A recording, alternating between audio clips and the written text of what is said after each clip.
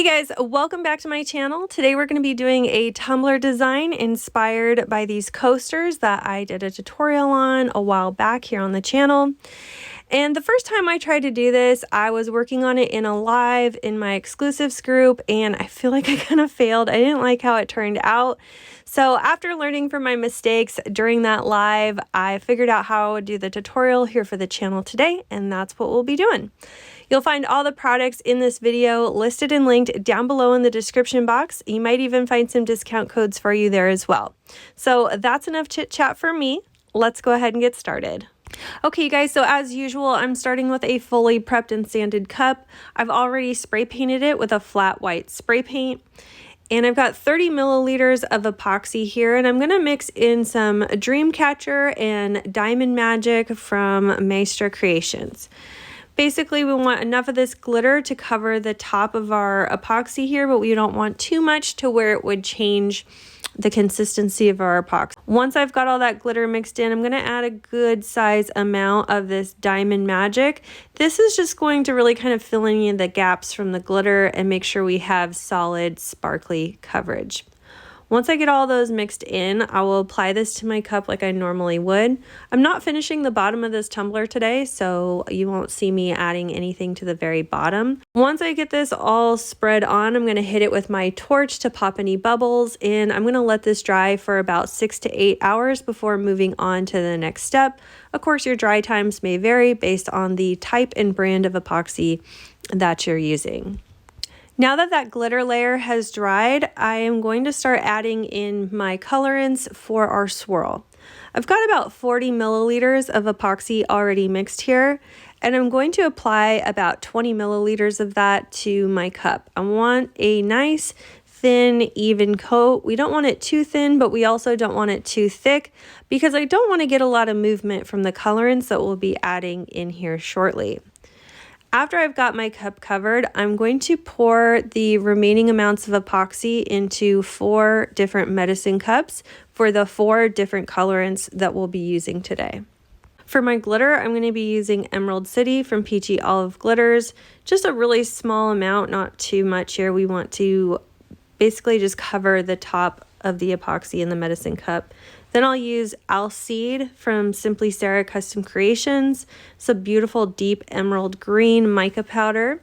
Then we'll use Chrysalis, which is kind of a larger particle rose gold kind of bronze pigment powder. And then I'm also going to be using black epoxy dye from Alumilite. You only need just like a couple drops in there. A little bit of this stuff goes a long way. I've had the same bottle for probably 3 years now. After we've added all the colorants to their little cups, we're going to mix them up really well. Obviously cleaning our little stir stick there between colors as to not mix them. And now we're ready to move on to the swirl application. My epoxy, of course, is still wet. Okay, we're adding this to the wet epoxy layer that we just applied earlier. And I'm going to start with some alcohol ink. With the nozzle extremely close to my cup, I'm going to pour 1 very tiny drop and then use my blower tool to blow this out. I got this blower tool from Hobby Lobby. I like to use this in place of a straw so I can keep my PPE on. And it works pretty well for what we're doing here today. I'm starting with Beetlejuice Green from Jen's Crafted Gems Primary Ink Pack. But I realized that this was just not the right shade for what I was wanting to achieve here. So I went back to what I had originally used, which is this Rainforest Green from the Pinata Exciter Pack. I want to give a little disclaimer on this Rainforest Green. It has a tendency to turn blue in certain epoxies, but as soon as it fully cures, it will go back to this beautiful kind of deep emerald, almost teal green. So don't be alarmed if it looks a little blue, or really blue for that matter, when you first put it into your epoxy. It will dry green with the epoxy. It's some kind of weird chemical reaction that it has. I don't know. But it didn't turn as blue in the epoxy that I'm using today, so that's awesome.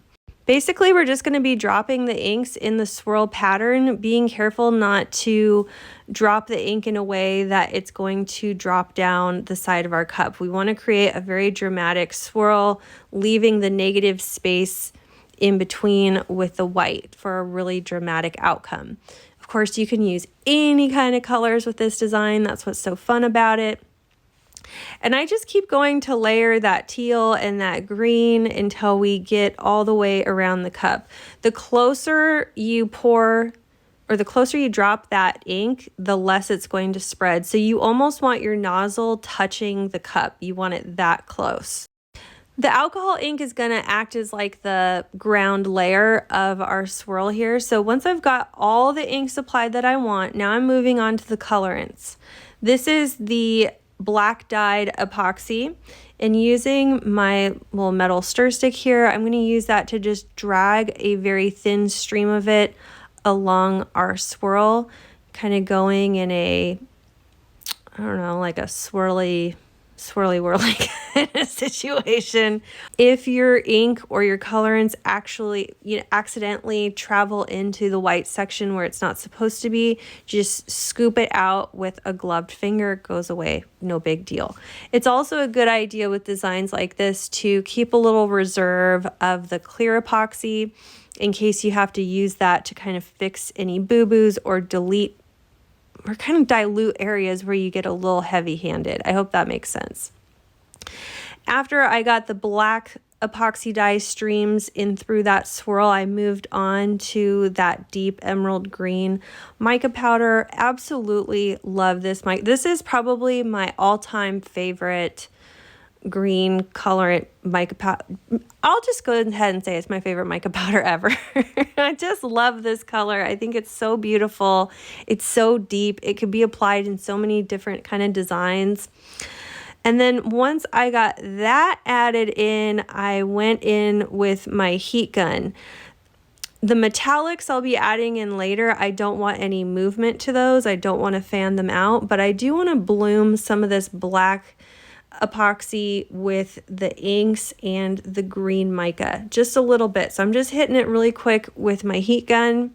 Once I was happy with the placement and the amount of all my dark colors, I'm moving into my metallics. Personally, I would wait to do the metallics almost until the very end, since I want these to look more like veins and really fine lines to add some beautiful contrast through that deep swirl. Just picking up some of it with my mixing stick here and creating really thin streams of it. I would not touch the swirl with whatever tool you're adding your metallics to, because it will separate the colorant and you'll see the white underneath, which is fine if that's the look you're going for, but I wanted very deep saturation of color through that swirl, so I didn't touch it or disturb it after I got it on there. Okay, so you want to just kind of drizzle in that metallic carefully as to not add too much. I really think less is more here on the metallic through these colors. At this point, I noticed some areas that were a little bit too dark or looked maybe a little muddled. So I removed my respirator and got a straw and just blew really hard in those areas that I wanted to kind of break up the darkness a little bit. Once I was completely done messing with the colorants and stuff, I went in with this chunky copper glitter. This is vintage from Peachy Olive Glitters. And I'm just kind of sprinkling that along the swirl, letting some of it kind of fall to the sides into the white section as to kind of break up the bluntness of the line of our swirl. I think this is just the cherry on top. It creates such a beautiful look. Next, I poured some of our alcohol ink into a medicine cup, and I got a silicone brush. And I am just going to paint small dots of ink with my silicone brush. This is a way to get controlled ink placement into wet epoxy to where it's not going to kind of drip down where we don't want it to be. So I added little dots here and there, or to anywhere where I felt like we could kind of darken up the ink. That green Beetlejuice ink was just not the right choice, I think, for the swirl. I think I would have omitted that completely. But I can darken it up and add some contrast to it with this Rainforest green. So here I'm just kind of dotting it in, and it's kind of cool because you can make it look like little splatters on the outer edges of this swirl for a little bit of fine detail. My mom would call this gilding the lily, but I really do think that it adds a special touch. I let that dry for at least 8 to 10 hours before moving on to the next step, which for us right now is sanding. I'm going to do my normal sanding routine around the top rim. So we're just going to expose a fine line of stainless steel up there.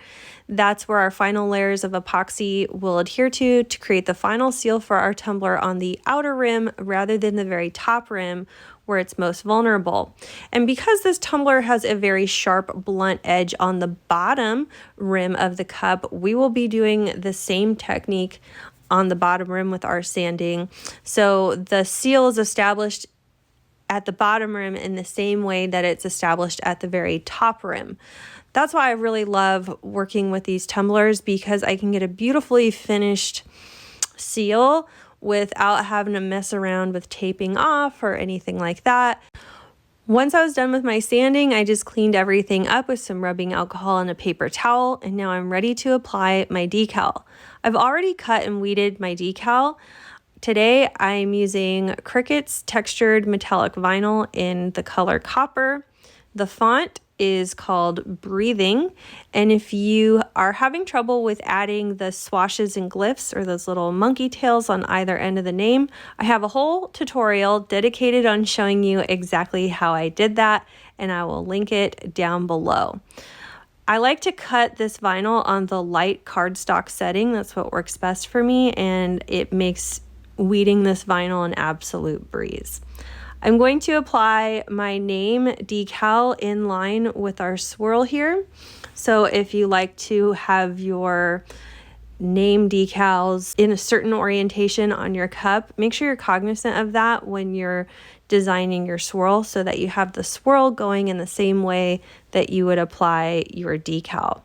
Of course, I'm going to measure twice, so I only have to cut once. I want the same length from the top and the bottom at either points of that name there. And using the hinge method, I'm going to apply my decal like I normally would.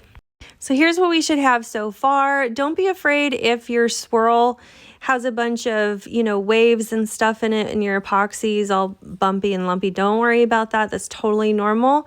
The next couple coats that we do for our final coats are going to even all of that out. So here I am just applying the final coat for my design here. This particular cup took 2 final coats back to back before it was totally smooth. And that was it.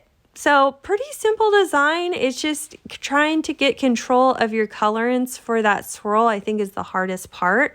But I absolutely love how this turned out, and I am so excited to see this design in different colorways. Be sure to tag me on social media because I really want to see them. I think it's such a beautiful design.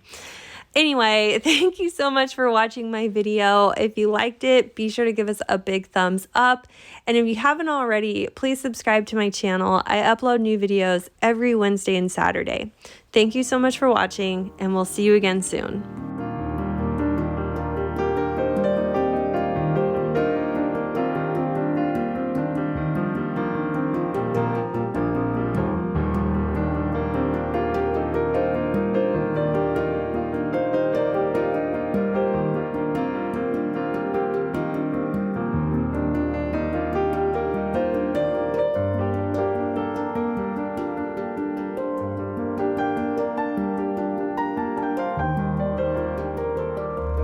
And a big thank you to all of our Flynn Sisters exclusive members. Thank you for your pledge. Your support means the world to our channel. If you love this video, you could check out our last video here. Also be sure to find us on Instagram, Facebook, Pinterest, and of course subscribe for all our new videos that come out every Wednesday and Saturday. Thanks so much for watching. See you soon.